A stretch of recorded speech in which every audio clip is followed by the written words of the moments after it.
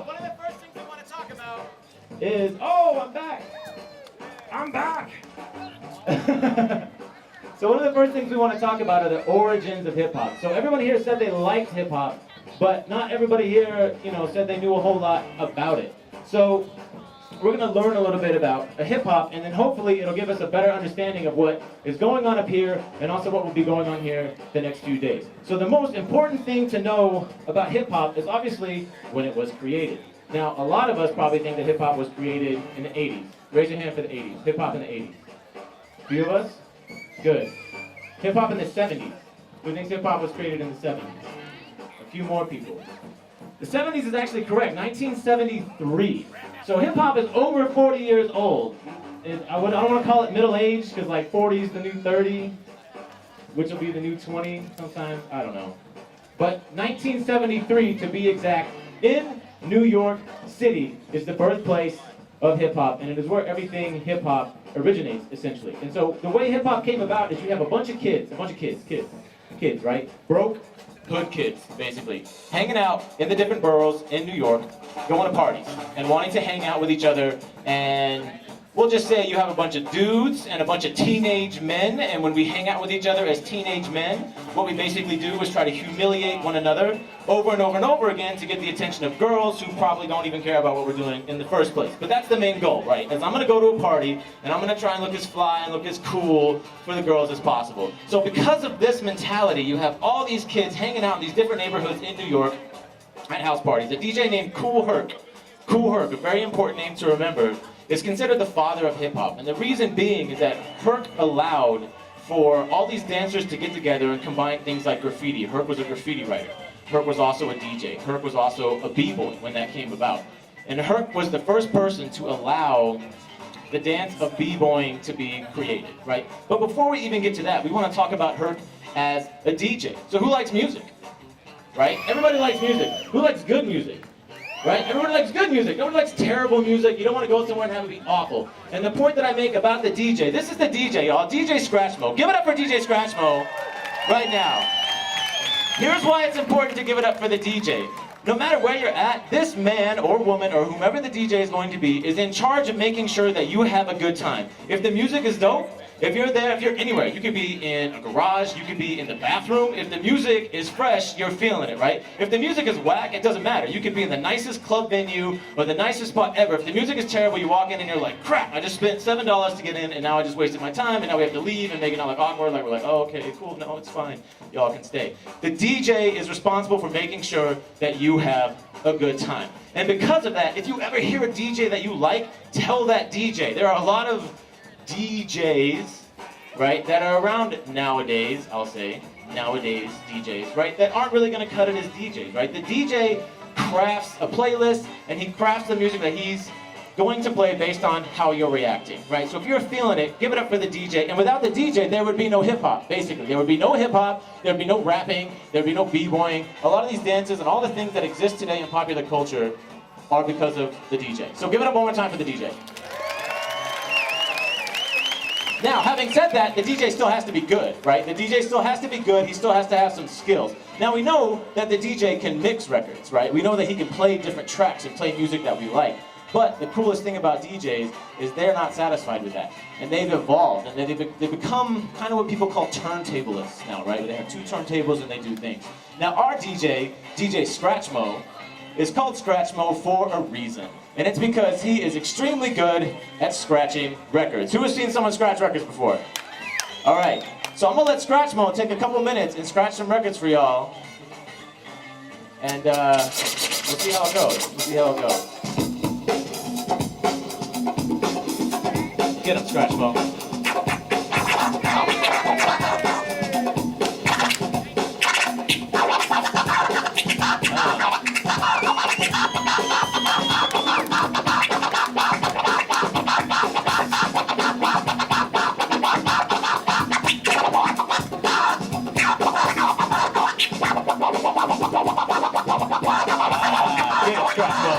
Get it, Scratchmo.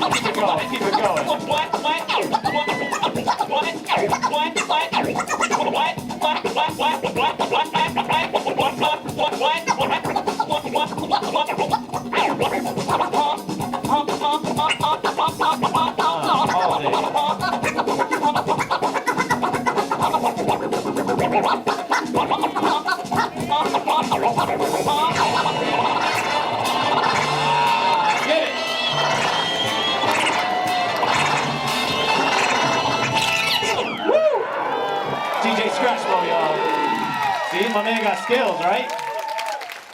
My man got skills. That's why I talk and he DJs. It'd be a disaster the other way around.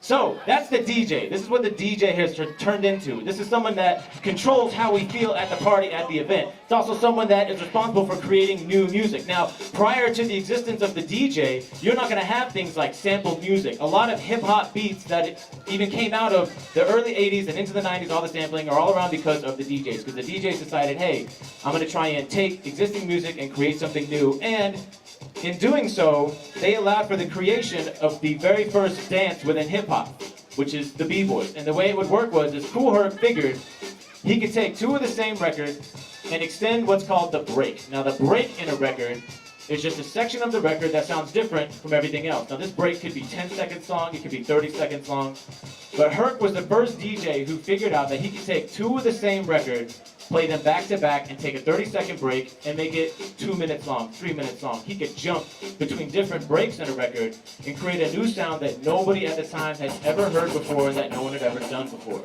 So this allowed for the creation of a certain set of dancers that would only like to dance to these parts of the record, to the breaks.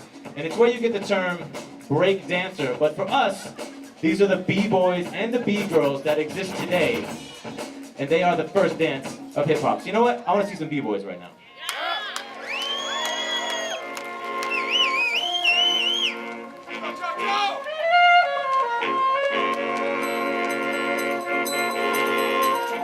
Our father sits at night with no lights on. His cigarette glows in the dark.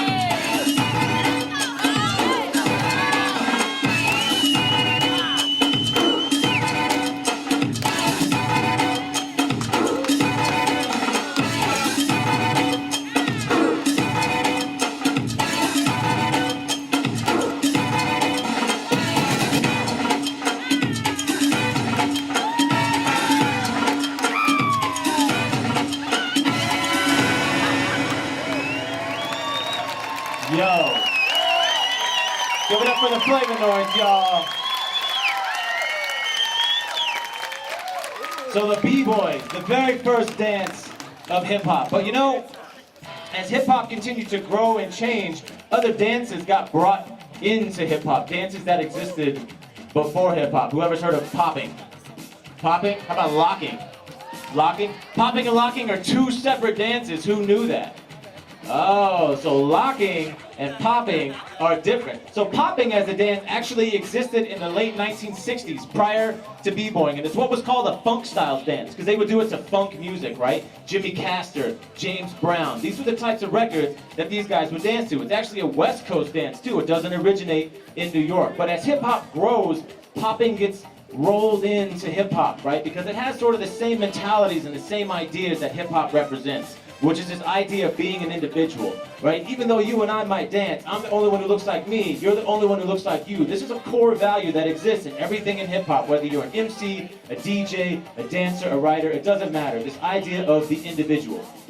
But popping in and of itself has become an extremely complex dance. There are different foundational moves done within popping, but there's also a handful of styles that you can do as well. This is why if you see poppers, a lot of their rounds are extremely long, because they're trying to showcase as much of their ability as possible, and judges are looking for that. Other dancers are looking for that. They're going to call them out if they don't feel like they have the, the correct number of styles or all this different variation that they want to see. In fact, you know what? Let's just have my man Jesse Sykes do a little bit of popping for us, Jesse. Get him, Jesse.